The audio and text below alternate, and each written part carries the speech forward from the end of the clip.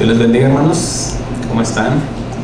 Bueno, pues vamos a comenzar, vamos a estudiar la palabra de Dios y doy gracias a Dios por cada uno de los que estamos aquí, que Dios nos permitió estar aquí, y enviamos un saludo a todos aquellos de nuestros hermanos de esta congregación que hoy no pudieron estar aquí por los problemas del clima y que sabemos que van a estar al pendiente de las enseñanzas.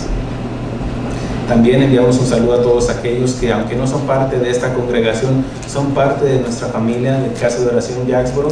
Le damos gracias a Dios por su vida y aprendamos de lo que el Señor tiene hoy para nosotros.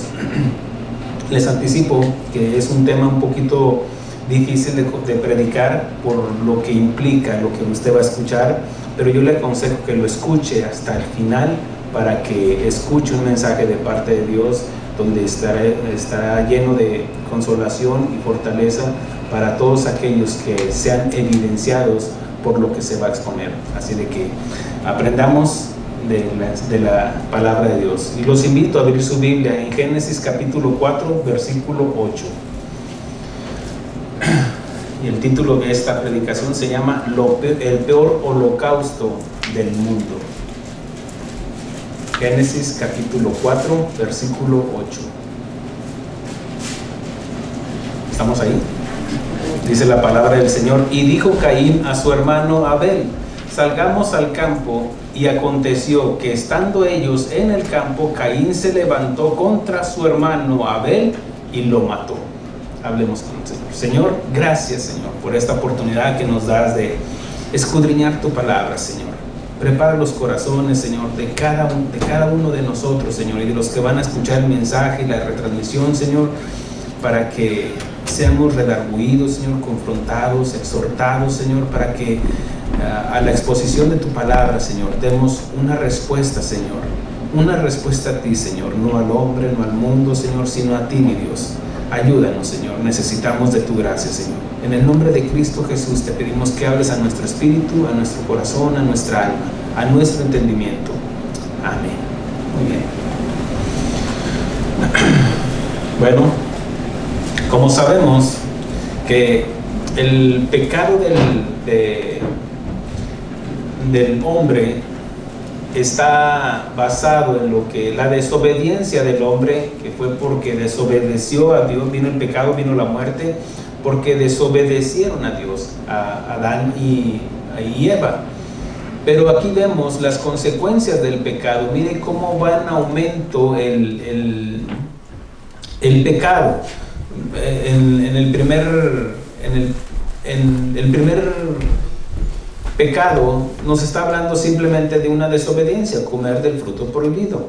Pero vemos que en la segunda generación, hablando de los hijos de de Adán y de Eva, aquí ya hay un asesinato.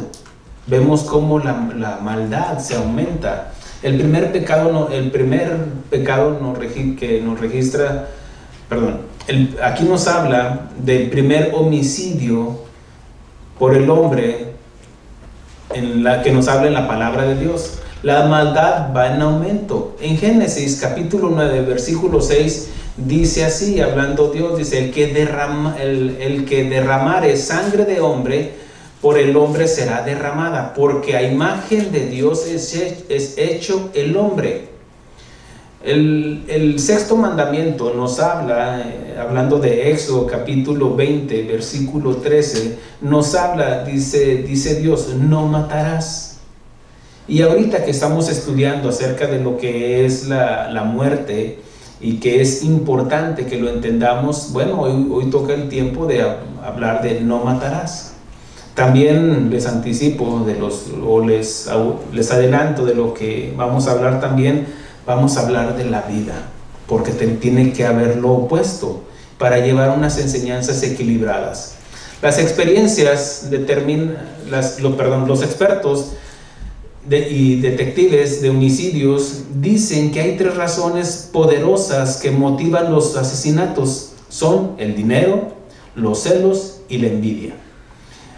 Sin duda vemos que Caín sintió envidia por su hermano Abel, porque la ofrenda que ofreció a Dios le agradó más la de Abel que la de Caín, y dice que por eso le mató. Es provocada cuando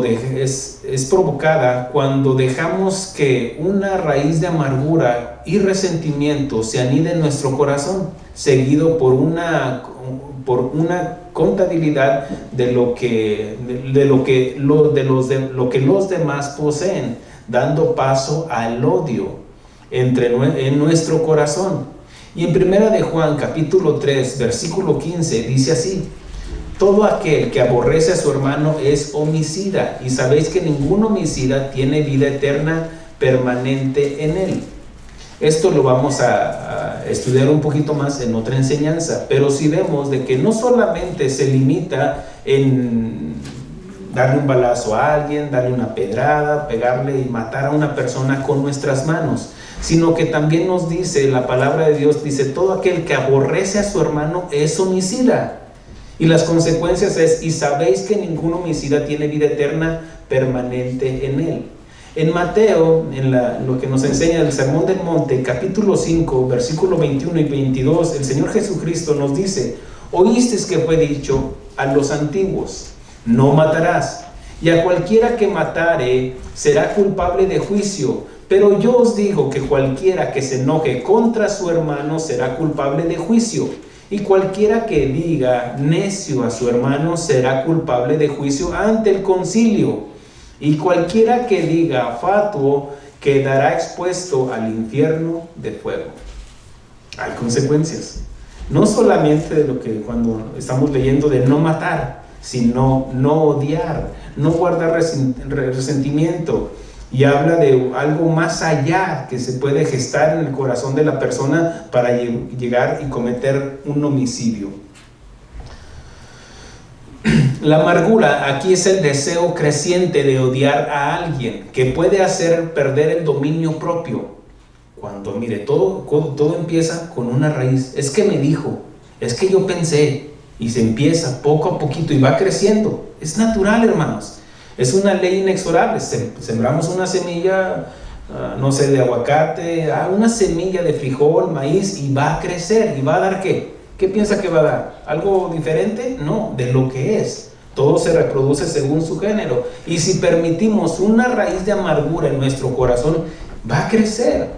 Se va a alimentar esa raíz, va a crecer dentro de nosotros, y después ¿qué? Va a dar fruto. ¿Cómo va a dar fruto?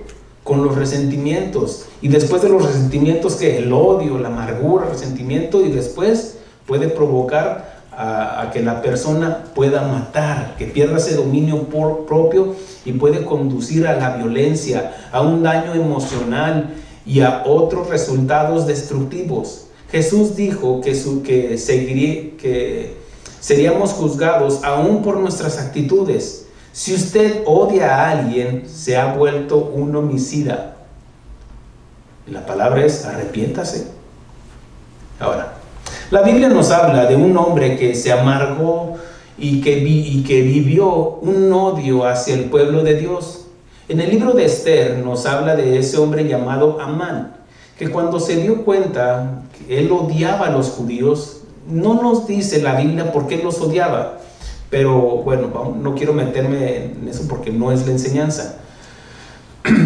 Pero si vemos el origen, estudiamos el origen de quién era Amán y quién eran los judíos para él, entonces él guardó un resentimiento y se volvió una amargura dentro de él, tanto así que él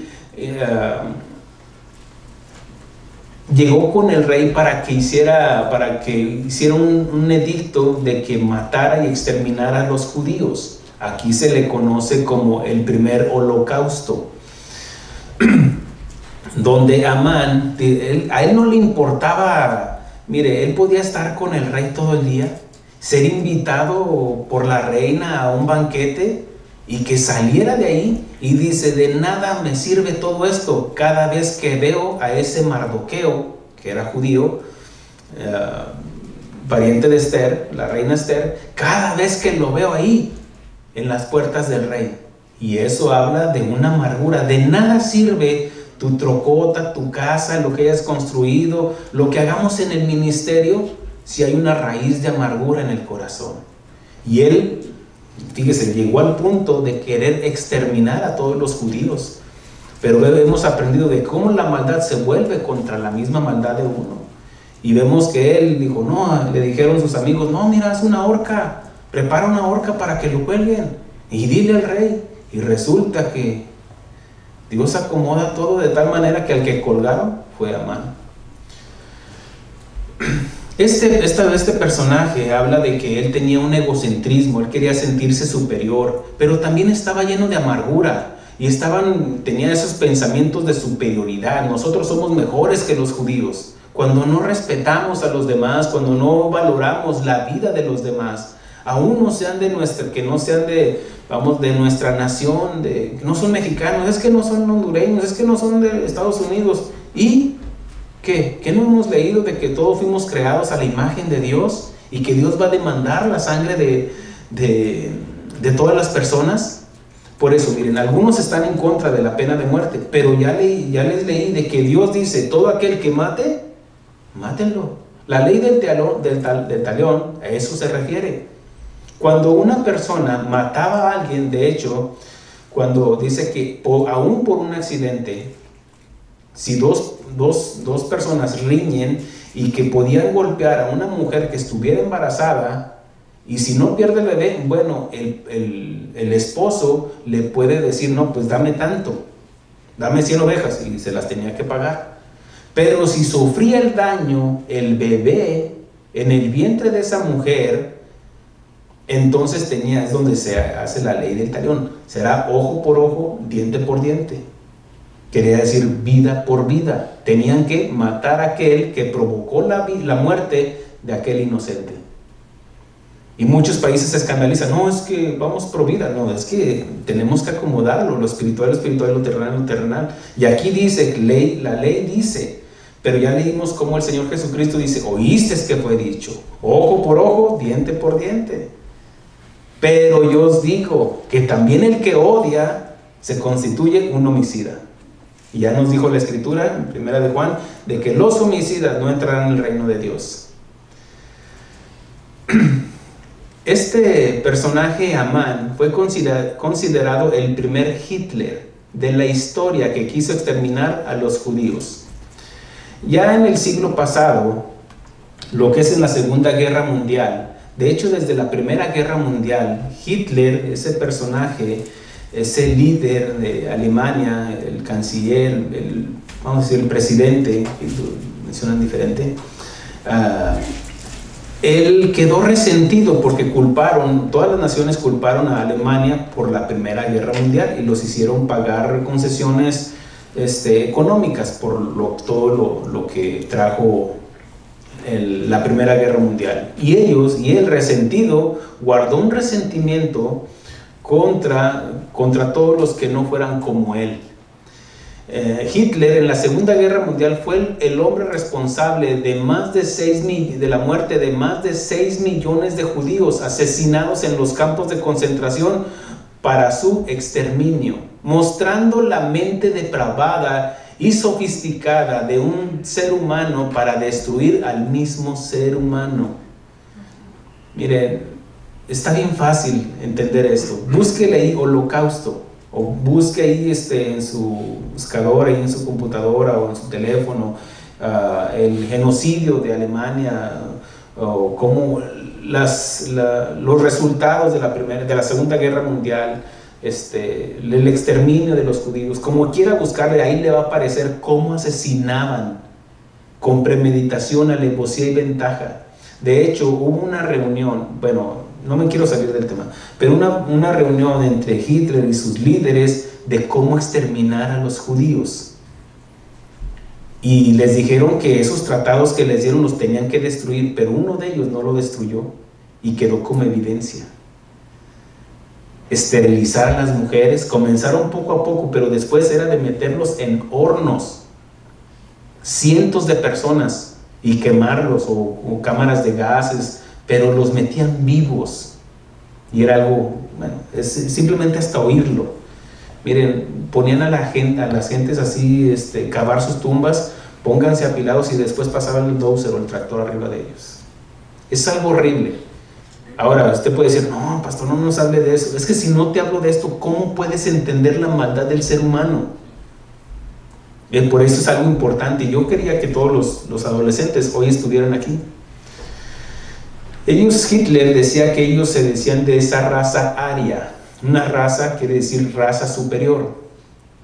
Y por eso ellos tenían esa forma de pensar. El holocausto quiere decir quemar completamente a la víctima.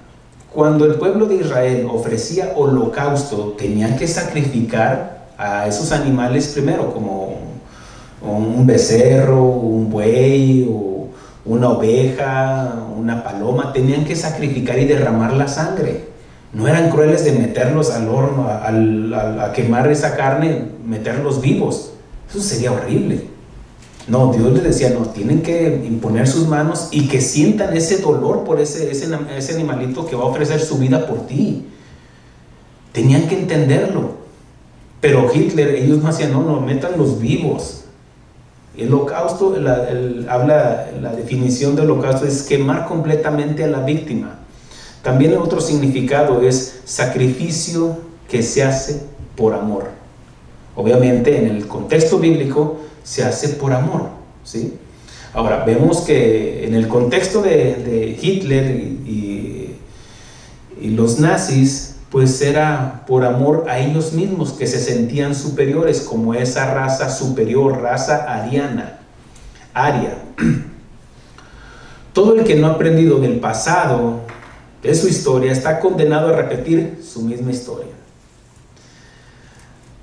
Hoy en día existe una generación que se ha olvidado de su misma historia, desconociendo o peor, ignorando. Miren, otra de las tragedias en la historia del ser humano es, por ejemplo, la Inquisición. La Inquisición, por ejemplo, en España. Y si le preguntas a un español, le dice, no, es que no sucedió. No, no es cierto, no es mentira. ¿Por qué? Porque los hace responsables. Cuando el ejército ruso y el ejército de Estados Unidos llegaron a los campos de concentración, llevaron y forzaron a los ciudadanos alemanes para que fueran y limpiaran ahí y que vieran todas las atrocidades que habían hecho los mismos alemanes. Y según ellos lloraban, ay, es que qué triste. Algunos desconocían, puedo creer, pero muchos sabían. ¿Cómo es que los subes a un tren y ya no tienen regreso? ¿Cómo es que el olor que desprendía la carne humana quemada y no les causaba? Bueno, en Australia forzan a todos los estudiantes a que estudien sobre el holocausto judío. ¿Para qué? Para hacerles conciencia. De hecho, si eso se hiciera en todas las escuelas, en todo el mundo, el hombre razonaría mejor. No estoy diciendo que sean mejores que nosotros, no. Ahora, por eso quiero enseñarlo con una enseñanza bíblica a lo que vamos a llegar. Hoy en nuestra era, en nuestro tiempo, estamos viviendo una era llena de información, de informática. Prenda su teléfono y tiene la información de todo lo que usted quiera, ¿no es cierto? ¿Quiere buscar de algo? ¿Cómo se hace la sopa maruchana? Y le van a enseñar, créamelo, si no lo sabe. ¿Quiere saber de qué está compuesto? Le van a enseñar de qué está compuesto. Todo. Estamos en una era donde, miren, ¿quiere saber de la Biblia? Busque ahí, ¿cierto? De todos los temas que usted, en la televisión, de todo, ahora le informan de todo. Antes tenías que ir a la biblioteca y de hacer, ya tienes la biblioteca ahí en tu teléfono. Pero lo triste de esto, que aunque estamos en una era llena de información, pero no hay educación. No nos están enseñando. Cada quien se enseña como él quiere. Y más cuando abrimos esas redes, o que esto, que los demócratas, no, que los chinos, no, que el coronavirus, no, que te informas de todo y permites que todo penetre y te alimentas de eso. Cuando no vamos a la palabra de Dios, Señor, ¿qué es lo que quieres que entienda? Entonces, aunque estemos llenos de información, no quiere decir que nos estemos educando. ¿Amén? Ahora, Es como ahorita el alimento, hermanos. El hecho que comamos mucho no quiere decir que estamos saludables. Aunque nos veamos gorditos, no quiere decir que está saludable. A lo mejor es la evidencia de una mala alimentación. Santo. Hitler engañó a los alemanes y los contaminó de su amargura y su odio contra los judíos, e hizo su propia interpretación de la Biblia. Quitó a los pastores evangélicos y puso a los suyos. Cambió la cruz cristiana y puso la de él, la cruz que evidencia el régimen nazi. Y él decía la frase como: el que posee la juventud posee el futuro. ¿Sí? Porque ahí empieza, educándolos, enseñándolos, instruyéndolos ¿a qué? A la maldad. Implantó la semilla del odio en los alemanes contra los judíos, los homosexuales, los hombres de color negro, los gitanos, y contra todos aquellos que pensaran diferente que ellos, haciéndolos insensibles y no valorar la vida. Y dio cabida a la intolerancia y al racismo, como el día de hoy. Está fácil, hermanos, de entender esto. Ahora, ¿qué si usted fuera un judío y que tuviese usted un rifle de calibre 50 al alcance y que tuviera en la mira a Hitler antes de que empezara todo esto? Lo mataría. Y a lo mejor un judío, hasta luego. Sin embargo, la Biblia nos sigue diciendo: no matarás. Si Hitler te diera una pistola para que mataras a una madre judía junto con sus 5 hijos, ¿los matarías? Porque si no te iba a matar, lo harías. Ay, pastores, que son preguntas bien difíciles. La pregunta es: ¿valoras la vida? Bueno, aquí es donde nos vamos a centrar en la predicación. ¿Qué piensas del aborto? Ah, pastor, esa no me la esperaba. ¿Está bien matar a un bebé en el lugar más seguro que existe en el mundo? ¿En el vientre de su madre?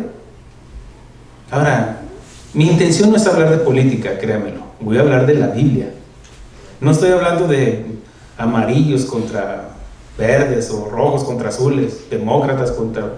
No estoy hablando de eso. Porque el pensamiento se gesta en las personas, en los seres humanos. Según la Biblia, ¿hasta dónde está permitido matar a un bebé?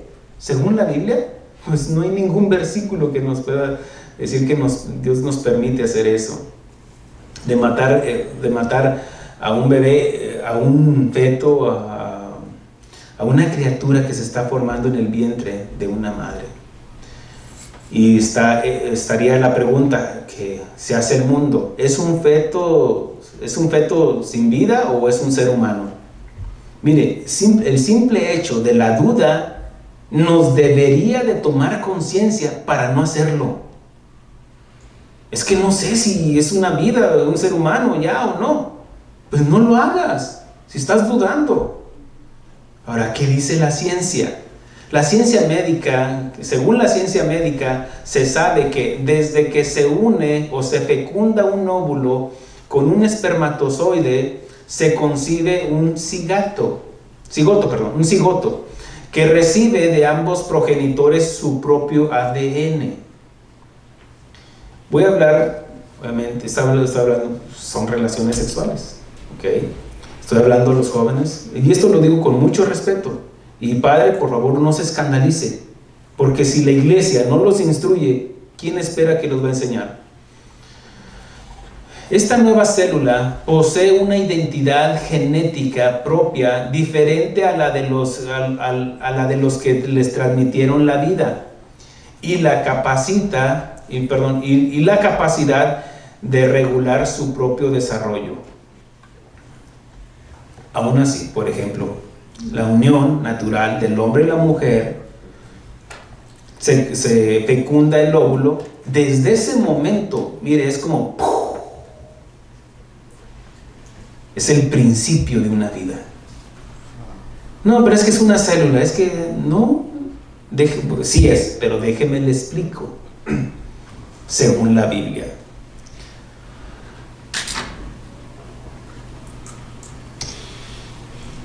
Esta nueva célula posee una identidad genética propia y diferente a la de los que le transmitieron la vida, entiéndase los padres. Ya empieza, desde ese momento, ya es alguien diferente, aún haya sido de los dos padres.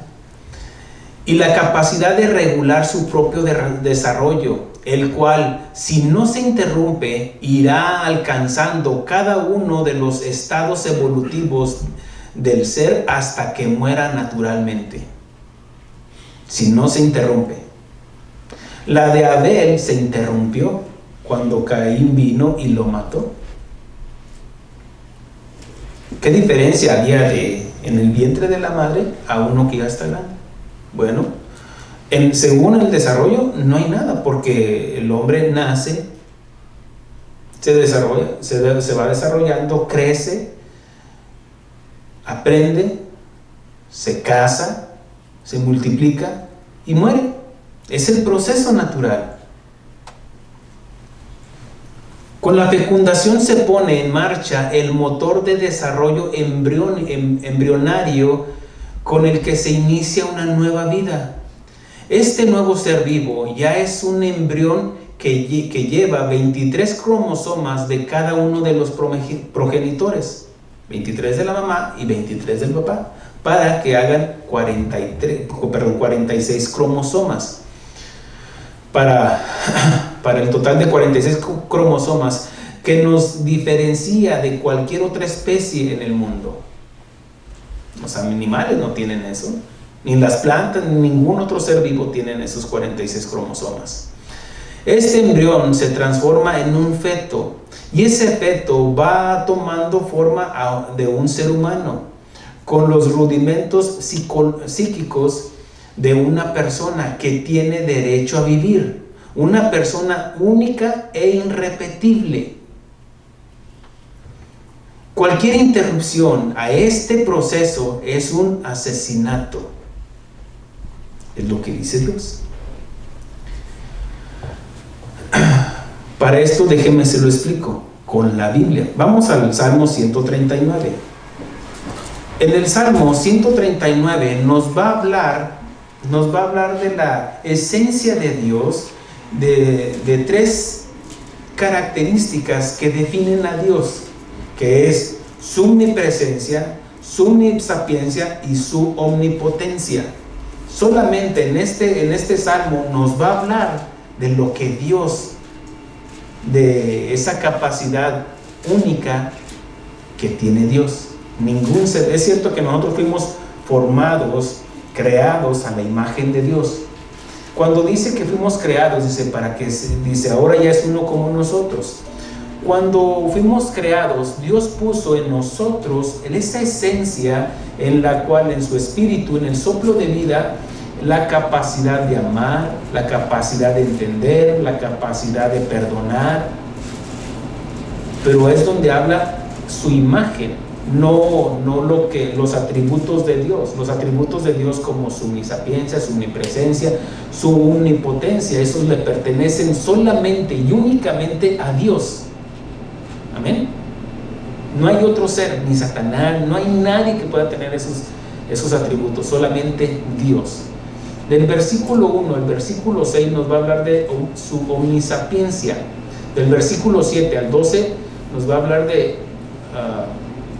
su omnipresencia. Y del 13 al 16 nos va a hablar de su omnipotencia. Dice la escritura, dice: oh Jehová, tú me has examinado y conocido. ¿Qué es? Conocimiento. Dice: tú has conocido mi sentarme y mi levantarme. Has entendido desde lejos mis pensamientos. Él sabe lo que yo voy a hablar, cómo voy a terminar la predicación. Él sabe lo que yo voy a decir mañana. Y eso nos lo estaba enseñando el pastor Chuy Olivares en estas últimas prédicas. Dice, has escudriñado mi andar y mi reposo, y todos mis caminos te son conocidos. Dios conoce el principio y el fin de cada uno de nosotros. Dice, pues aún no está la palabra en mi lengua, y he aquí, oh Jehová, tú la sabes toda. Detrás y delante me rodeaste, y sobre mí pusiste tu mano. Tal conocimiento es demasiado maravilloso para mí, alto es, no lo puedo comprender. Mire, si lo vemos naturalmente, ¿quién lo puede entender esto? Nadie. Pero si nos está hablando de Dios y que conocemos a Dios, no nos es difícil entender de que solamente Dios tiene esta capacidad, esta habilidad, este atributo de su omnisapiencia. ¿Lo entiende? Amén. Bueno, por eso dice, alto es, no lo puedo comprender. El salmista David se quedó, se le fundieron los fusibles. Sin embargo, en ese proceso de conocerle, lo está exaltando. Es lo que está haciendo. Dice, ¿a dónde me iré de tu espíritu? Y aquí ya va a hablar de su omnipresencia. ¿Y a dónde huiré de tu presencia? Si subiere a los cielos, allí estás tú. Y si en el Seol hiciere mi estrado, he aquí, allí tú estás. ¿Ve cómo Dios está en todas partes? Aún en el infierno, hermanos. Aún ahí en el Seol, donde el rico está pidiendo una gota de agua, porque ahí se está manifestando la justicia de Dios. ¿Lo entienden? Ahora, mire esto, dice, si tomare las alas del alba y habitare en el extremo del mar, aún allí me guiará tu mano y me aseará tu diestra.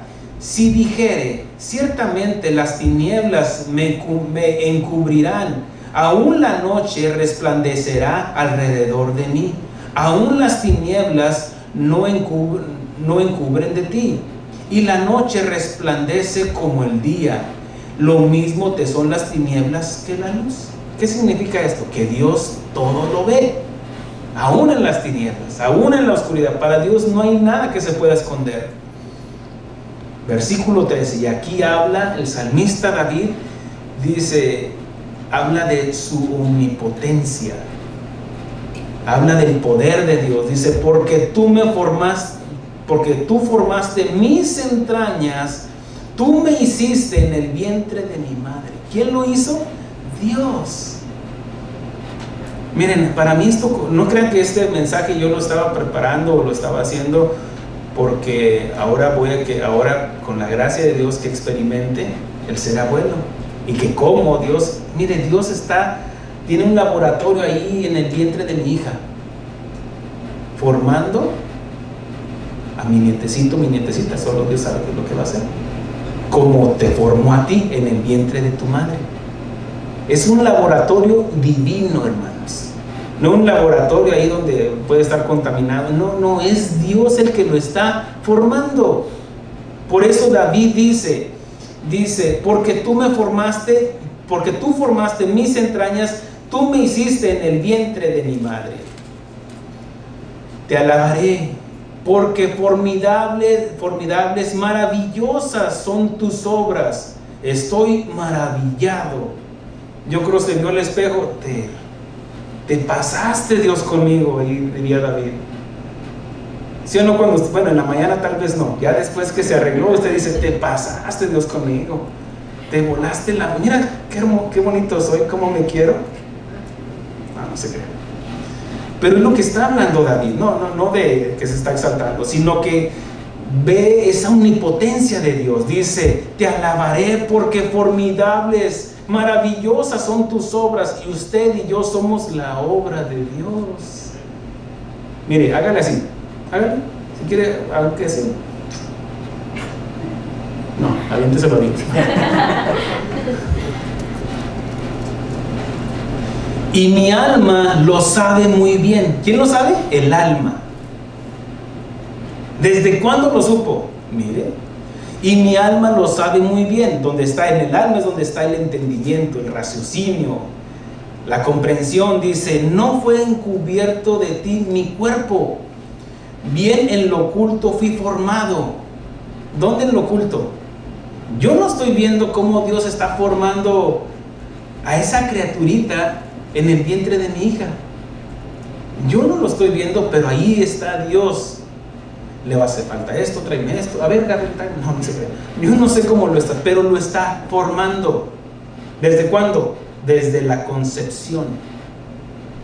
Voy a hablar de la vida y no me quiero detener mucho en esto pero mire, yo me emociono. Y no solamente porque como que estoy sintiendo ese espíritu de abuelo, sino porque es grande para mí, es algo maravilloso. Mientras más estudio esto, digo, wow, Señor, te volaste, es tu omnipotencia, que como aún nosotros no estamos viendo, pero aún esté ella dormida, mi hija esté dormida, o esté trabajando, esté haciendo lo que esté, Dios está trabajando, formando, así como Dios te estuvo formando a ti en el vientre de tu madre. Amén. ¿Sí? No vienes del mono, ya soy. Dice: no fue encubierto de ti mi cuerpo, bien que en lo oculto fui formado y entretejido en lo más profundo de la tierra. Bueno, ¿de dónde fuimos tomados? De la tierra. Nuestro cuerpo, ¿de qué está constituido? De la tierra, de los minerales, de las proteínas que están en la tierra. Por eso nos alimentamos de la misma tierra. Y somos polvo, y al polvo volveremos. Ahora, mire lo que dice el versículo 6. Dice: mi embrión vieron tus ojos. ¿Y qué? Mi embrión vieron tus ojos. ¿Qué es un embrión? Ok, es una célula, es un costal de células. No, es una persona. Mi embrión vieron tus ojos. Pero aún no tenía ojos, pero ya vieron a Dios. Y eso, obviamente que el ateo, el científico que no cree en Dios, no es cierto, es que es una célula. Ok. Ahorita te voy a enseñar más. Dice: mi embrión vieron tus ojos, y en tu libro estaban escritas todas aquellas cosas que fueron luego formadas, sin faltar una de ellas. Miren, al ver la anatomía del ser humano, la complejidad del ser humano, uno puede decir: ¿cómo es que el sistema nervioso está conectado?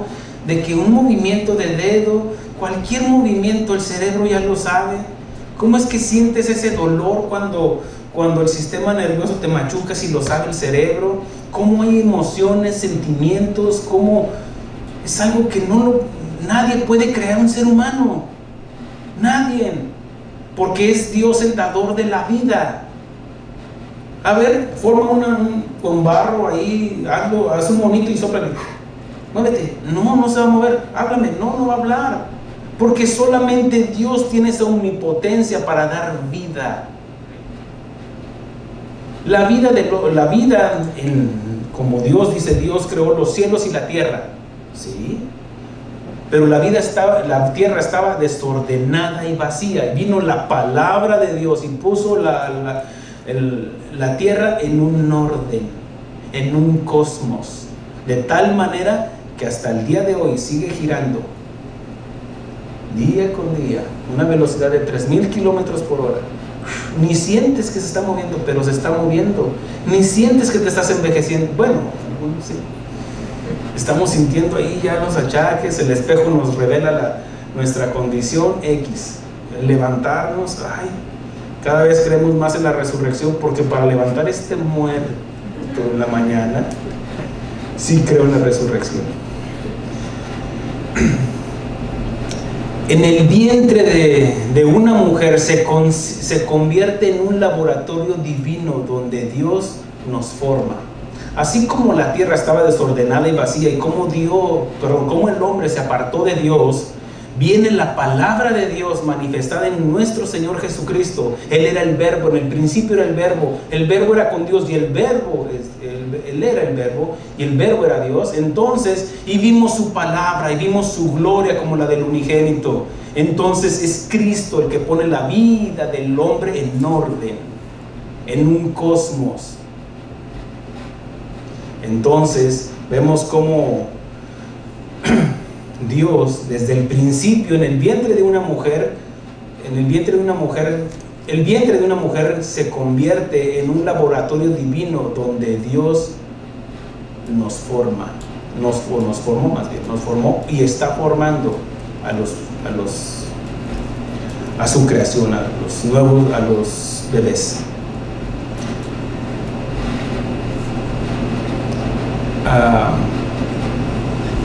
De alguna manera sabemos esto.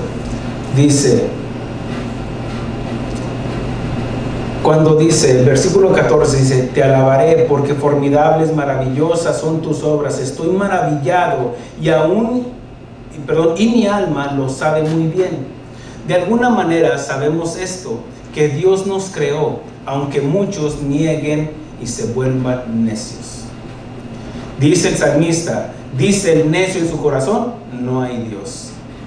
Pero ya lo he explicado, una persona necia es una persona que resiste o se niega a aceptar lo que ya sabe.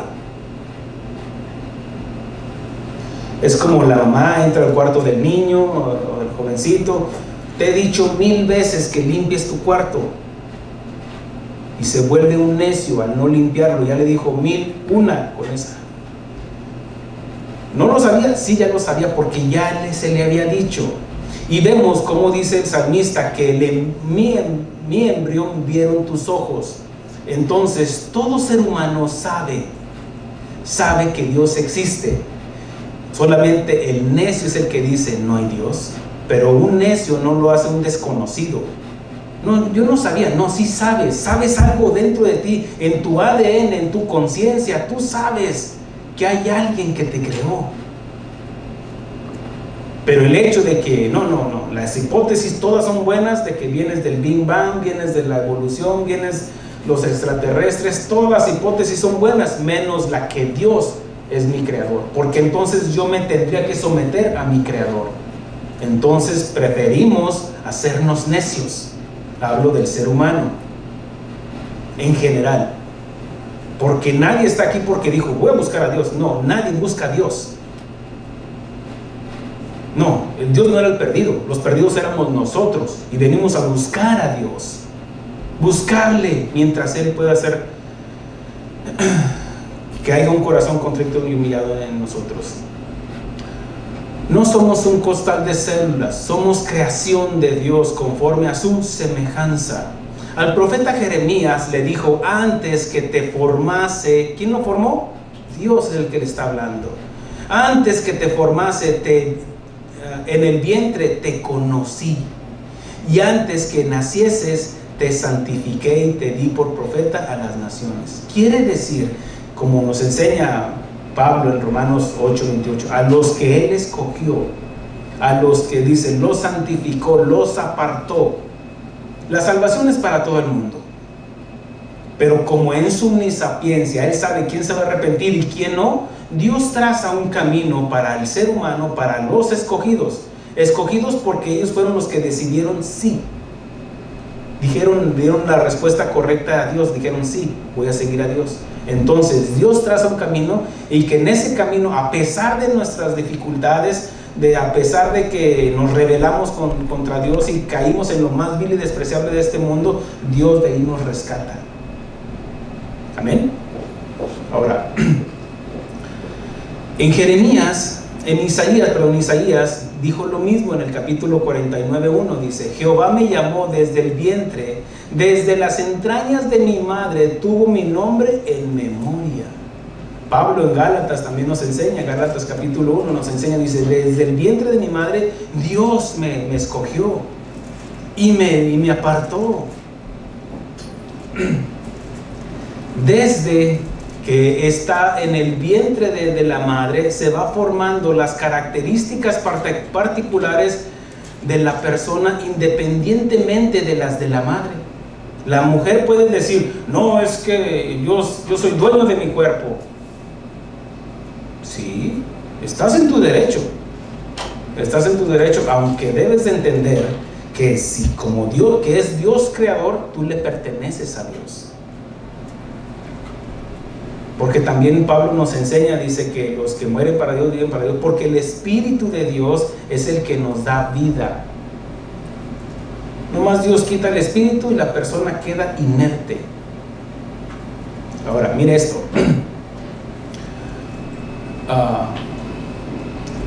Como lo quieran llamar ellos, tal vez, bueno, la Biblia lo menciona embrión, más adelante se vuelve un feto, pero que desde ese momento, desde la concepción, se va formando las características particulares y que nada tiene que ver con las de la mamá. Tanto es así que tiene su propio tipo de sangre. Miren, yo no tengo el mismo tipo de sangre que tenía mi mamá, ¿no? Desde el vientre de la madre, Dios con los cromosomas que como se unieron los de papá y mamá, en ese momento se forman el tipo de sangre. Tampoco, bueno, en este caso también, tanto es así que tiene su propia huella digital. Nadie, mire lo que es lo asombroso de Dios. Nadie tiene una huella digital igual que la mía. Hágala así. Póngale así a la predica. No se cree. Bueno, sí se cree. Pero mire, ¿quién cree que la dibujó ahí? Dios. Se está tomando el tiempo en dibujarle a mi nietecito, mi nietecita, su huella digital. Y lo último, paz. Y nadie va a estar como tu hija. El que sigue, y el que sigue. No sé. Bueno, solo Dios sabe cómo lo está haciendo. Yo no sé. Y es Dios quien y es Dios quien la está diseñando, hablando de la huella digital. Tiene su propio corazón. Sentido común. Ok, mujer, eres dueña de tu cuerpo, pero sí sabías que tú tienes un corazón y que esa criaturita ya tiene otro corazón. ¿Quiere decir que es otra persona?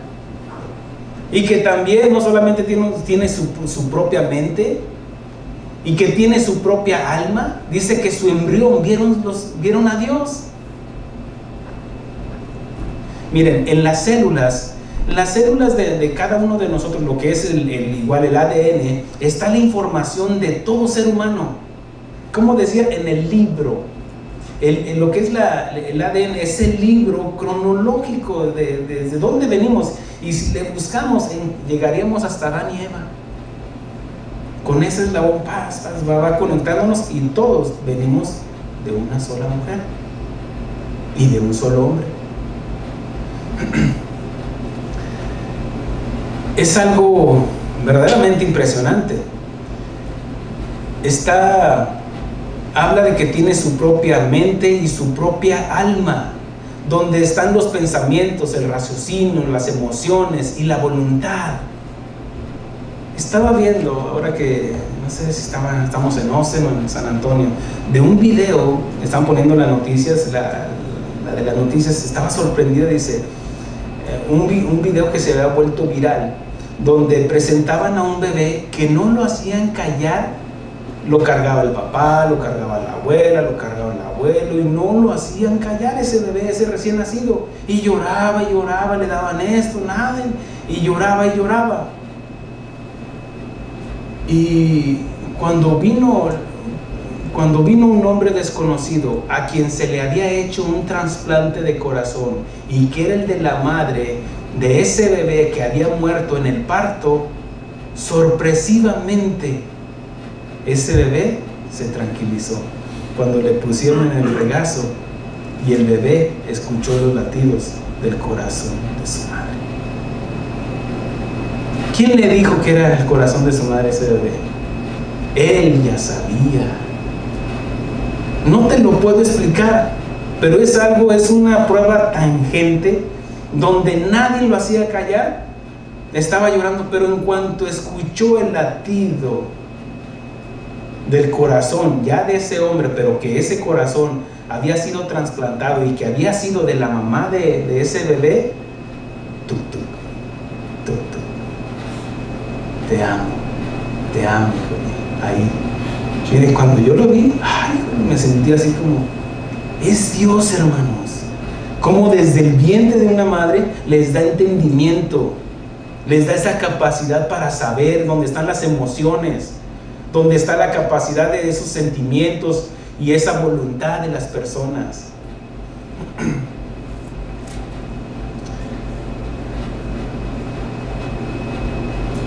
Donde estaba triste, estaba llorando. ¿Por qué? Porque estaba triste. Estaba manifestando que sus emociones, pero desde que escuchó el latido del corazón de su madre, se puso contento. Déjese lo muestro con la Biblia. Mire lo que dice Lucas capítulo 1, versículo 23.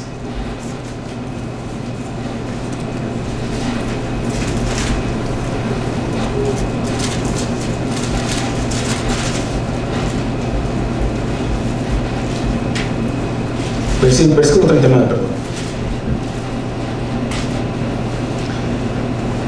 Aquí habla cuando María, madre de Jesús, no madre de Dios, madre de Jesús, va y visita a su pariente Elizabeth.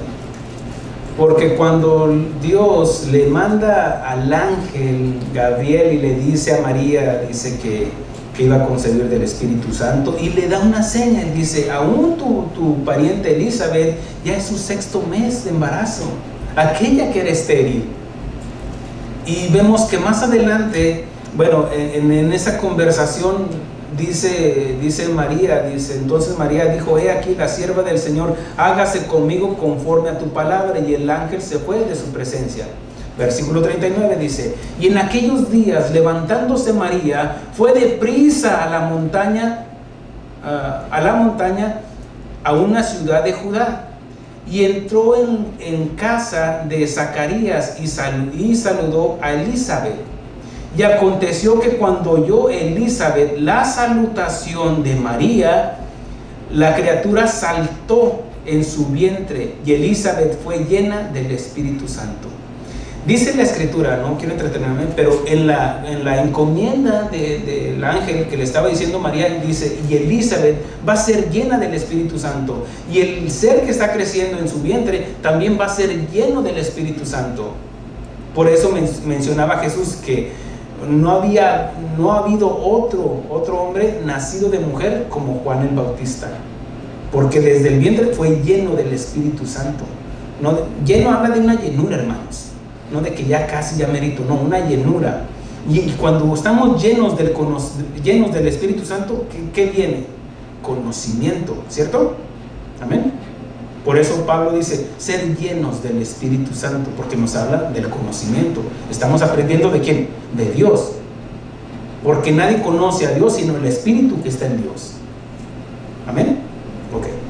Dice, y aconteció que cuando Elizabeth oyó la salutación de María, la criatura saltó en el vientre, y Elizabeth fue llena del Espíritu Santo.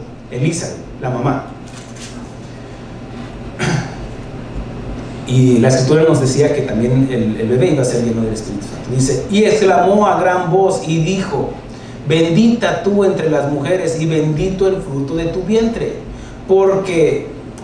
Dice, hace una pregunta, ¿por qué se me concede esto a mí, que la madre de mi Señor venga a mí? ¿A quién está diciendo? Aquí está exaltando a la criatura, al Señor. Sin embargo, también dice la madre de mi Señor. Ahora, mire esto lo que dice. Dice, porque tan pronto como llegó la voz de la salutación a mis oídos, la criatura saltó de alegría en mi vientre. ¿Qué hay en el alma? Emociones, voluntad, conocimiento. ¿Quién le dijo a ese bebé de quién era la voz de la madre de Jesús? ¿Quién era de la madre de Jesús? Bueno, el Espíritu Santo. Ahora, ¿por qué reaccionó así? ¿Era María? No. Sino, ¿quién? Jesús, el Dios mismo, como Dios lo estaba formando ahí, en el vientre de María. ¿Me estoy explicando? Está manifestando, dice que cuando en el alma, en las personalidades, es donde está intelecto, emociones y voluntad. Dice que saltó ¿de qué? De alegría. ¿Qué es? Una emoción, una voluntad.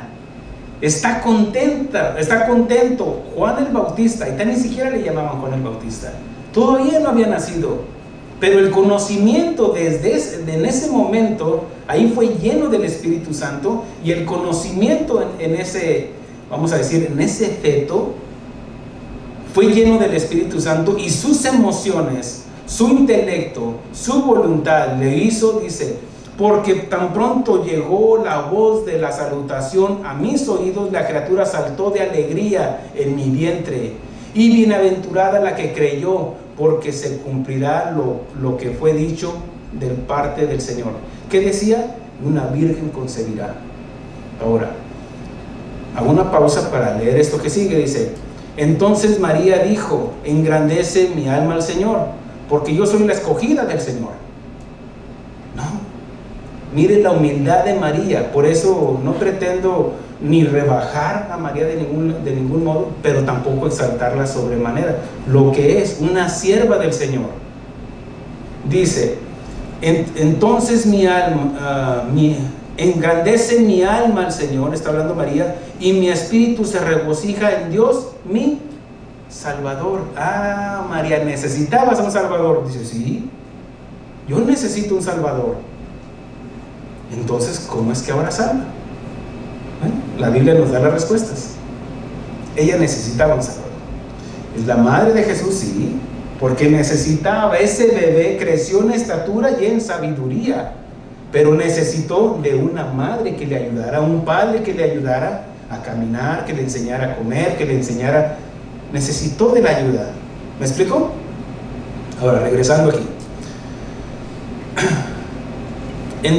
Entonces, ya regresando, creo que me expliqué cómo desde el vientre de una mujer que se está gestando más bien, no que se está gestando, que desde la concepción, y que en ese proceso de la gestación estamos viendo de que ya es una alma, ya es una persona.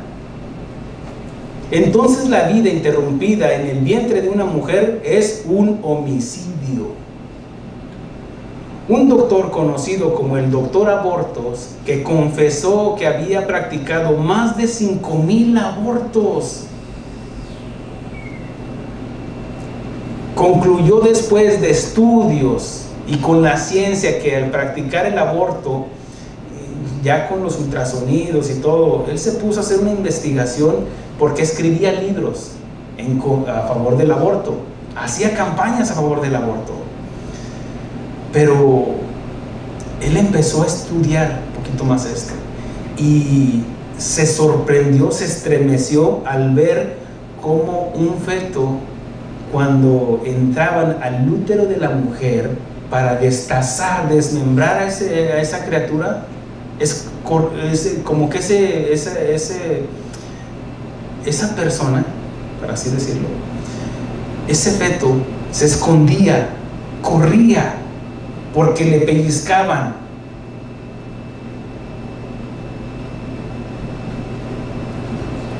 Esa persona terminó escribiendo otros 2 libros, uno se llama La mano de Dios. Se arrepintió. No solamente eso, sino que él concluyó, derribando las barreras de la ciencia conocidas en ese momento por sus colegas de que lo apoyaban y que sí al aborto, pero después da un cambio drástico cuando él concluye diciendo que él terminó arrepintiéndose y dijo que no eran células como él decía, sino que es un paciente. Esa criaturita en el útero, en el vientre de esa madre. Dios dijo, no matarás. Y en Proverbios 6, 16 y 17 dice, 6 cosas aborrece Jehová, y aún 7 abomina su alma: los ojos altivos, la lengua mentirosa, las manos derramadoras de sangre inocente. ¿Qué mal ha hecho esa criatura en el vientre de esa madre? Se quieren defender los derechos de la mujer, Pero los de los inocentes, ¿qué?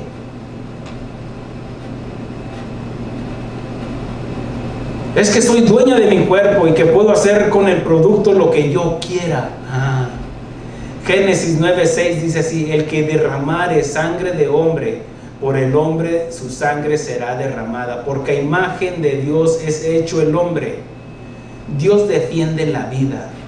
Dios va a derramar la vida de todos esos, va a demandar la vida de todos esos inocentes asesinados en el vientre de su propia madre, tanto de sus padres también. Porque déjeme le digo esto, que esa mujer no se embarazó sola. Muchas veces culpamos a las mujeres. Ahorita voy para allá.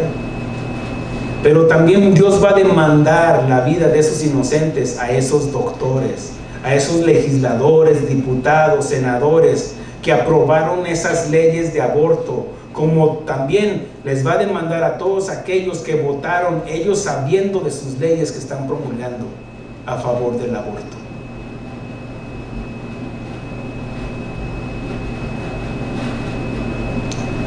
Hay seres vivos, hay animales que tienen más presente el instinto de conservación de la vida al cuidar de sus crías, que muchos que se creen pensantes.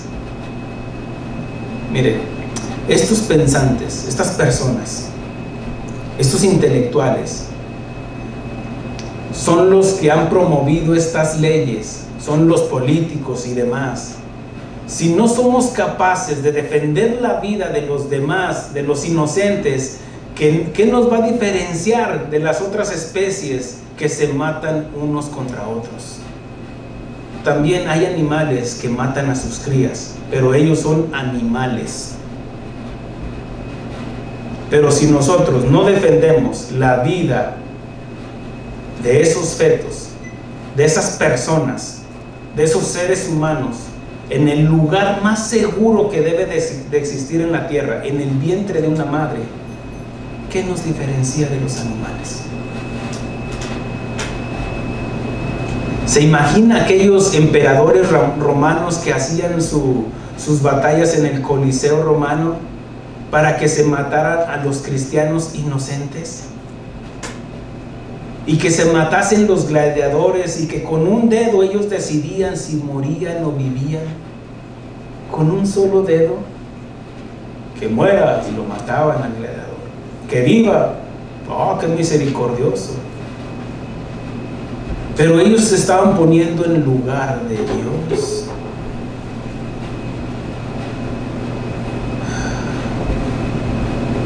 Ellos decidían quién vivía y quién moría, sintiéndose dioses. ¿O se imaginan los nazis que al matar a cientos de judíos, hombres y mujeres y niños por la mañana, y que al regresar a su casa jugaran con sus niños? Ya mató cientos de personas y llega con sus niños. Mi hijo, qué bonito. ¿Qué pasó?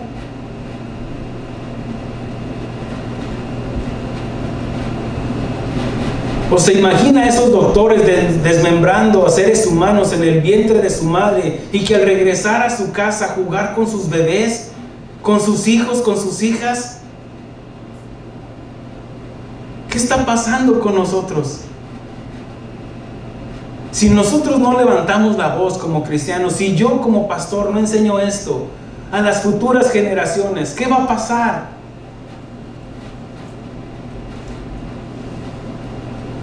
¿Se imagina a esos políticos después de estar debatiendo en pro del aborto? Sí, que maten a los niños, sí, y llamémoslos costal de células nada más. El presidente Bill Clinton, él dijo, no, es que no es un ser humano hasta que respira. No, fíjate que no, expresidente. Es una persona.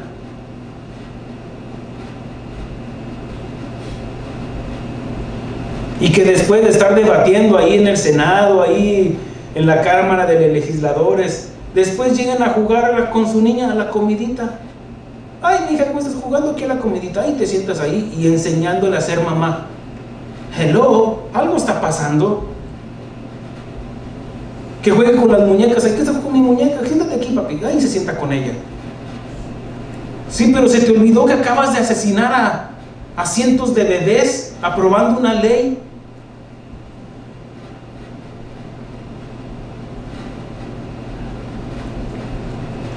Explícame eso. La Biblia dice que Satanás es homicida desde el principio. ¿Dónde está la moral?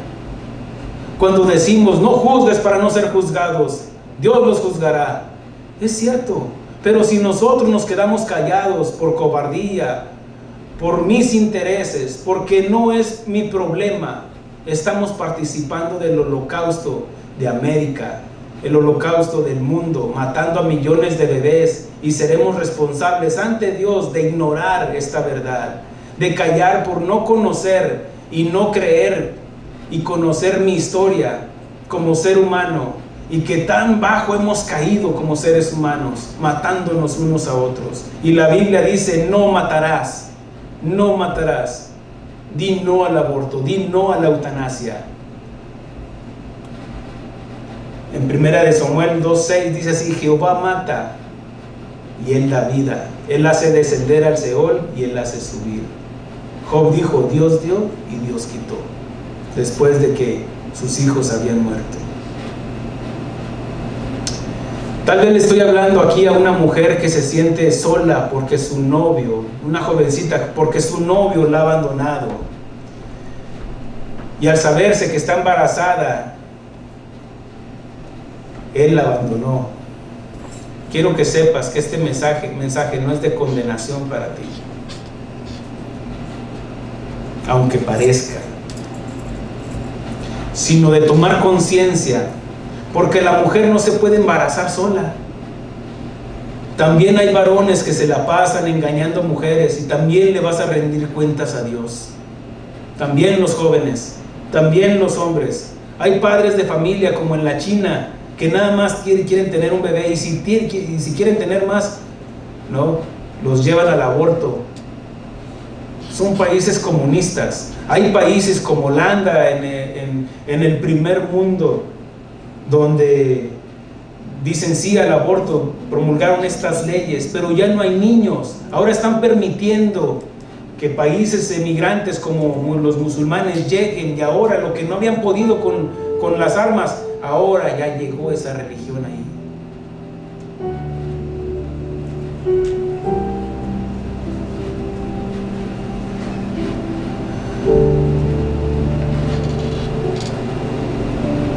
Hay esposas o matrimonios que dicen: no, ya nomás con 2 o 3, los demás que vamos a abortarlos. Inclusive la pastilla el otro día es un aborto, porque la concepción se da en el mismo momento que ese óvulo es fecundado por el espermatozoide.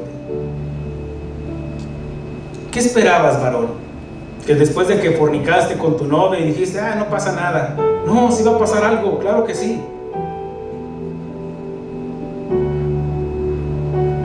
No le eches la culpa. ¿Qué no te cuidaste? No. Para empezar es fornicación. O mujeres que adulteran y quieren abortar, no asumiendo su responsabilidad.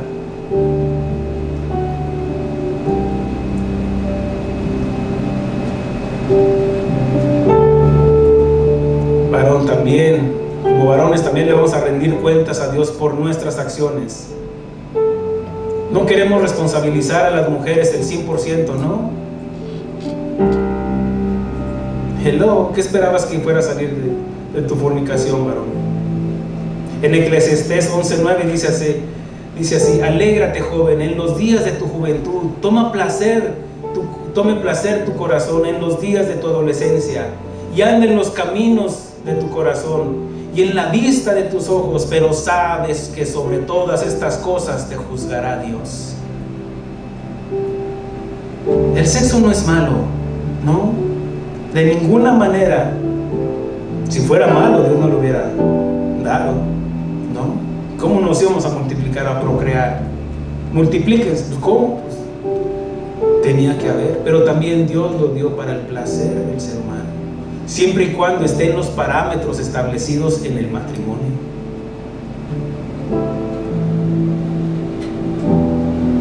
¿Habrá una justificación para el aborto en la Biblia? En ninguna manera. Es que fue producto de un incesto, pastor, o una violación. Por supuesto que la iglesia reprueba esa conducta del abuso. Pero ¿qué culpa tiene el inocente? ¿Vas a matar a alguien por la culpa de alguien más? ¿Alguien que te violó? ¿Y vas a culpar y responsabilizar toda tu carga a esa criatura? Ha habido pastores que han dejado una huella y que fueron producto de una violación, y Dios los usó. ¿Que son de pecado? Que no, Dios lo permitió. ¿Dios es malo? No, no vamos a culpar a Dios por la maldad de aquel violador o de aquel padre que cometió incesto. No. Pero ¿qué culpa tiene el inocente pagar por el violador? Es que viene con deformaciones, pastor. ¿Y qué cree que Dios no lo sabía o qué?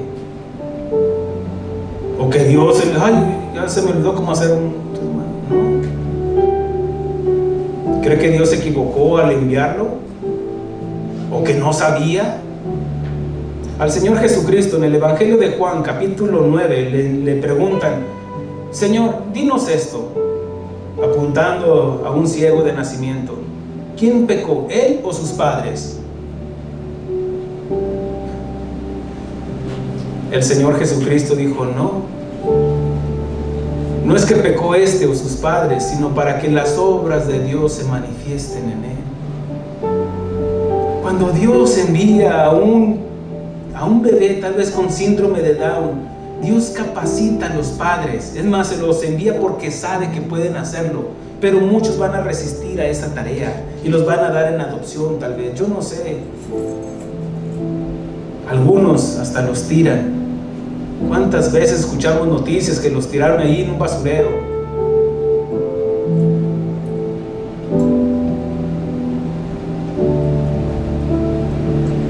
Sin embargo, muchos de esos bebés vienen a transformar las vidas y las tareas de esos padres y los llenan de amor. Cuando ese bebé aún no puede hablar, los mira con ternura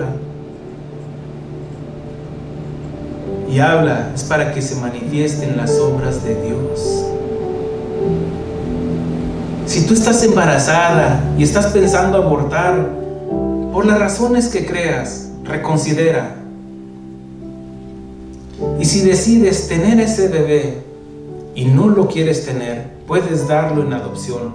Hay tantos padres que anhelan tener la vida de ese bebé y que asumirían con mucho gusto y amor a ese bebé. Si tú ya pasaste por esa mala experiencia de abortar, ven a Cristo, encontrarás el perdón y la paz que necesitas. Aún hermanas en Cristo que antes de venir a Cristo pasaron por esa experiencia y que te sientes sucia, condenada. Mi intención no es de condenarte, sino de que encuentres la paz y la armonía en Dios, aceptando el perdón de Dios. Porque la Escritura dice: ¿quién acusará a los escogidos de Dios? Dios es el que justifica, y no hay ningún pecado que Dios no pueda perdonar cuando nos arrepentimos, cuando venimos a Él con un corazón contrito y humillado. Ahora ninguna condenación hay para los que están en Cristo Jesús, los que andan conforme, que andan, no anduvieron, que andan conforme, perdón, que no andan conforme a la carne, sino conforme al Espíritu. Sabemos que se multiplicará la maldad y que el amor de muchos se enfriará.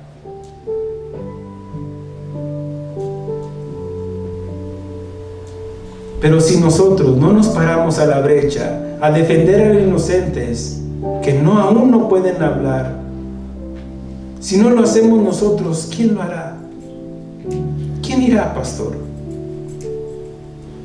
¿Quién irá por nosotros? para llevarles la palabra de Dios a esas mujeres que también están sufriendo. Miren, muchas mujeres que predican ese feminismo son mujeres que han sido lastimadas, tal vez al no encontrar una figura paterna.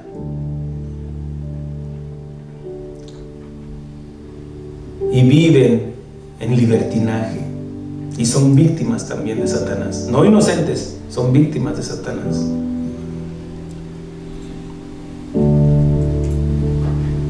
Pero si no somos nosotros como iglesia capaces de alzar nuestra voz por los inocentes, ¿quién lo hará? ¿Quién irá?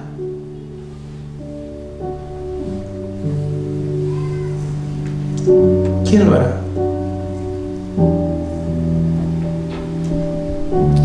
Póngase de pie.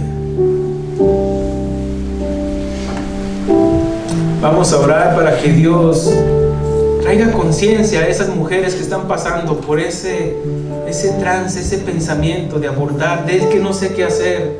Refúgiate en Dios.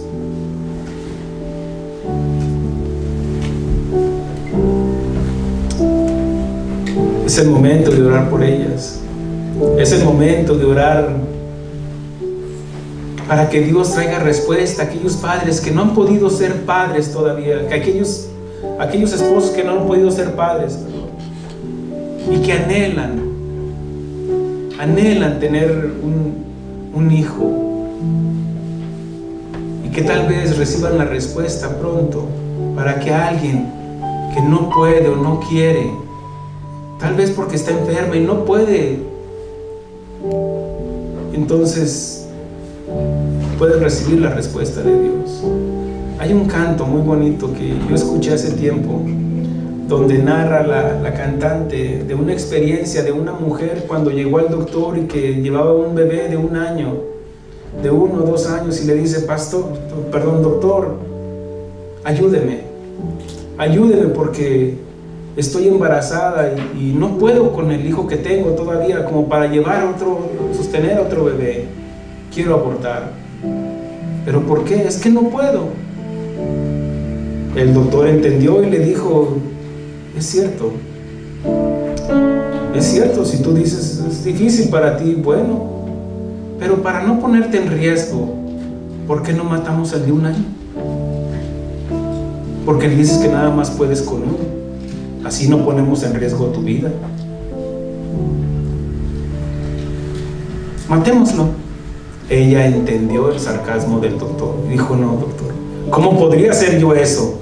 ¿Cómo podría quitarle la vida a mi hijo? Es exactamente lo que estás haciendo, mujer, al querer abortar a tu hijo. Ya entendí, doctor. Y salió de esa clínica con su bebé en su vientre, esperando la ayuda de Dios. Oremos. Señor, tú has sido bueno, Señor. Estamos aquí no porque es una casualidad, sino porque a ti te plació, Señor.